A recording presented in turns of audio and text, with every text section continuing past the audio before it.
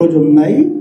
আজকে যারা এখানে উপস্থিত হয়েছে এর মাধ্যমেই যারা নাকি এই দেশকে অশান্তি করা এবং আমাদের ভবিষ্যৎ প্রজন্ম সহ নাস্তিকতা বাস্তবায়নের যে হীন চিন্তা এবং চেষ্টা করছে, এটা কখনোই তাদের বাস্তবায়ন হবে না।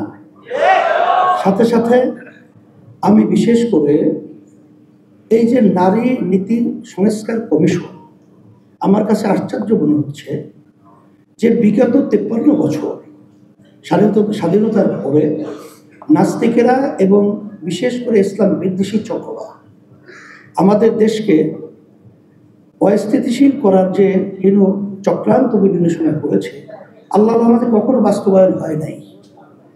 আজকে বর্তমানে অন্তর্বর্তীকালী সরকার তার মাধ্যমে বা তাদের মাধ্যমে এই হীন চিন্তা বাস্তবায়ন করবে।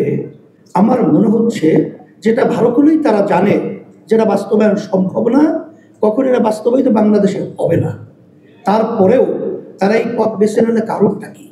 আমার মনে হচ্ছে যে আজকে যে আওয়ামী ফ্যাসিস্ট এরা যে 5ই আগস্ট আল্লাহর মাই গ্রামের কথা আছে আলমের বাহির ভাত পাক করেও খেয়ে যেতে পারেন নাই, ওরা তো বসে নাই। এবং পাশে বিভিন্ন যে আমাদের শত্রু চক্ষু নিয়ে যারা নজর রাখছে তারা তো বসে নেই।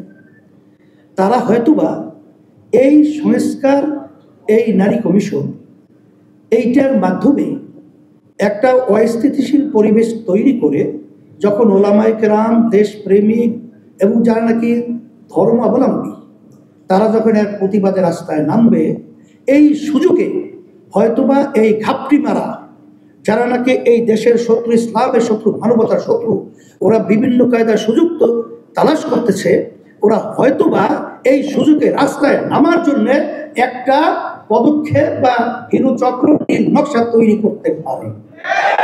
এই জন্য অন্তর্বর্তীকালীন সরকারকে আমি বলবো যে এখানে আপনারা যে নারী নীতি সংস্কার যে কমিশন করেছেন এবং তাদের যে প্রস্তাব অনুযায়ী আপনারা খুব খুশি ভাবা দিচ্ছেন, এখানে আপনাদের মনে করতে হবে যে এমনিতেই আপনারা কিন্তু জনগণের ভোটে সরকার কিন্তু নাই। আপনারা কিন্তু দেশ পরিচালনা জনগণের ভোটের মাধ্যমে কিন্তু দেশ পরিচালনা করছেন না। এখানে হাজার হাজার মায়ের কোল খালি হয়েছে, বহু সন্তানদের চক্ষু হারিয়েছে, হাজার হাজার মায়ের সন্তানরা পঙ্গু হয়েছে। এর ফসল হলে আপনারা, আর সেখানে আপনাদেরকে সুন্দরভাবে দেশ পরিচালনা করতে দেবে, এটা আপনারা বুঝেন না। আমরা তো সবসময় আপনাদের সহযোগিতায় ছিলাম, এখনো আছি, কিন্তু আমাদেরকে রাস্তায় নামিয়ে আপনাদের মুখামুখি দাঁড় করে ওই ফ্যাসিস্ট এবং ঘাপটি মারা শত্রুরা যেন সুযোগ না নিতে পারে, এটা আপনাদের মাথায় রাখার জন্যে আমরা বিশেষ করে অনুরোধ করছি। এরপরেও যদি আপনারা সামনে পা বাড়াতে চান, পরিষ্কার মেসেজ, আল্লাহর রহমতে যারা নাকি বিভিন্ন সময় ফেরাউনি ভূমিকায় ছিল তারাও কিন্তু তাদের ফেরাউনি ভূমিকা বাস্তবায়ন বাংলার জমিনে করতে পারে নাই।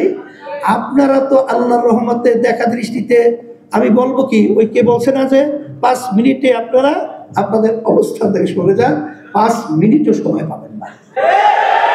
আমি আপনাদের সকলকে ধন্যবাদ জানাচ্ছি এবং সম্মানিত ওলামায়ে কেরাম এবং রাজনীতিবিদ এবং বিশেষ করে আমরা যারা আলহামদুলিল্লাহ ইসলামী রাজনীতির সাথে জড়িয়ে আমরা কাজ করছি, আজকে এক মঞ্চে আমরা আসায় আলহামদুলিল্লাহ আমার কাছে খুব ভালো লাগছে এবং ইসলাম দেশ এবং মানবতা গড়ার একটা পদক্ষেপ অনেকটা এগিয়ে গেছে আজকের এই সম্মেলনের মাধ্যমে।